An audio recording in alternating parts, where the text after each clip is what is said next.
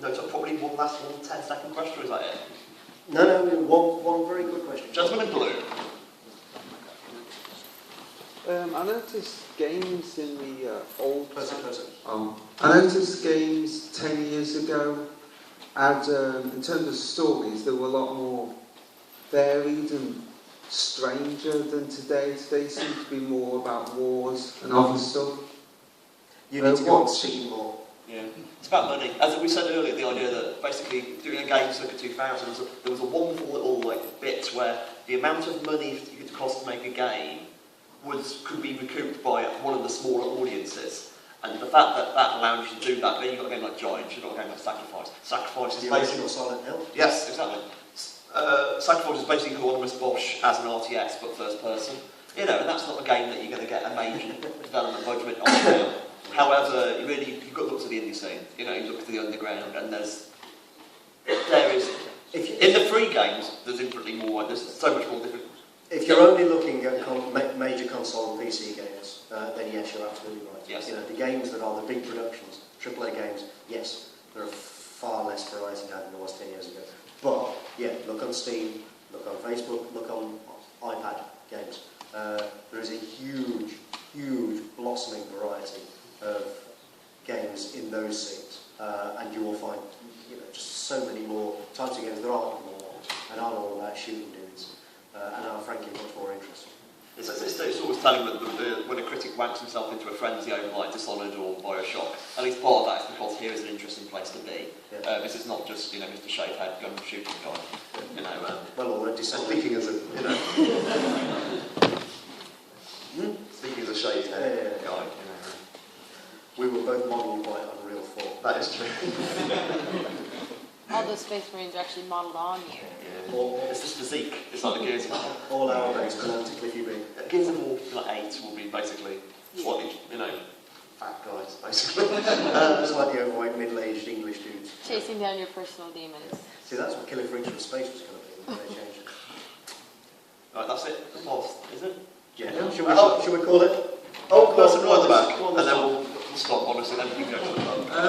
As a writer, do you ever, how important is grammar and spelling to you? Do you ever sacrifice it just to get stuff on paper? I mean, I understand you can't publish bad grammar and spelling, but in your own time... It's important, but only as a point of people take you less seriously if you can't spell properly or if your grammar is terrible. Yeah. Once you reach a certain level, nobody actually cares anymore because they have professional editors, that sort of thing. Have you ever seen one of Brian Michael Bendis' scripts? No. Oh my goodness. Seek it out. He would be the first to admit that his spelling and grammar is not great. But the quality of his stories is so good that it doesn't matter. Yeah. To be honest, you can get, when you break in and get someone else to fit, basically if your story and your spelling and your flair is good enough, I've never had perfect grammar, I really have never had perfect grammar. It's always been difficult for me. However, people can fix your spelling. I would always hire someone for style rather than precision, because style is something that is very rare, whilst precision is frankly far too commonplace. Yeah, I would say it helps. When you're starting out, it helps because it can. It's a way of people. It gives people. It removes the excuse for people to dismiss you instantly. Yeah, it's very simple. It's very easy. You must remember, editors are inundated with people who want to write, and they are looking for excuses to reject them, basically. So if you can't spell and your grammar is awful, that's one way they can go. Not worth bothering with. Too much effort. Find your anal best mate, buy him a couple of drinks, and get them to spell check it for you. It's that kind of it's a problem, yes. It's not ideal, yes. However, it's also very easily solved. It's not insurmountable by any means. Yeah. Right. And I think that's a show. Yeah. Thank you all for coming. Thank you.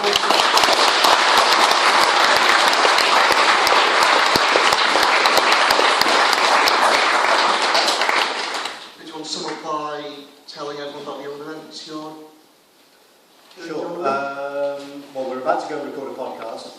A live podcast. I run this podcast called Decompressed, where basically me and another creator, we talk over one of their books, as in, why did you choose that panel? What's the storytelling choice of what's really going on here? So basically, anyone's really into the nuts and bolts of how stories fucking work, it's kind of what that that, so we can do that in public. Where are we doing that? An aerial? Antenna. Sorry. Something else. Come on, close. Decompressed is brilliant, by the way. You should all subscribe to it. It is a fantastic podcast. If you have even the remotest interest in comics. Tomorrow morning, I'm doing something about interactive fiction. It's going to be really quite wide and random, and I still have got to finish writing it. that's here at 10:30. Here at 10:30, but it's kind of about storytelling as well, and about IF as an experimental community and what we can learn from it. And it's really, I was asked to do it because IF is a kind of theme across this week, and people want to do a kind of, maybe people don't know what the hell IF is. Kieron, say something. So I'm going to say something. And then here, again at 2:30, I am talking about comics and games, the similarities and differences between them, the skills that a comics writer can take to games, a practical example of how you can shorten a game cutscene, because that is, believe it or not, one of the vital skills.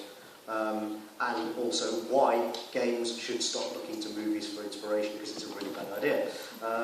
That's here at 2:30. What time is that thing with you, Mike? Right, 12 before then, 12:30. Is that also here? That's Ariel. Right, at Ariel. That's the man who works there. Okay, sorry. That's at 12:30. There's metal sky finger.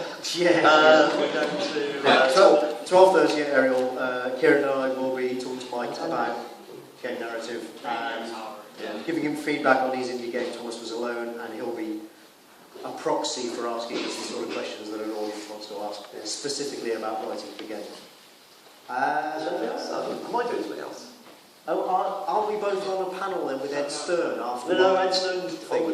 I'm not sure if we're both on it. But Ed Stern's doing something. We'll be there, and we might be dragged on stage because Ed. Oh, it's signing at page 45. Woo! Yeah, and tomorrow. I was coming to that. I was trying to think of the panel. But... And 6:30. No, 5 o'clock. 5 o'clock, Ed Stern. And then 6. I thought. How often?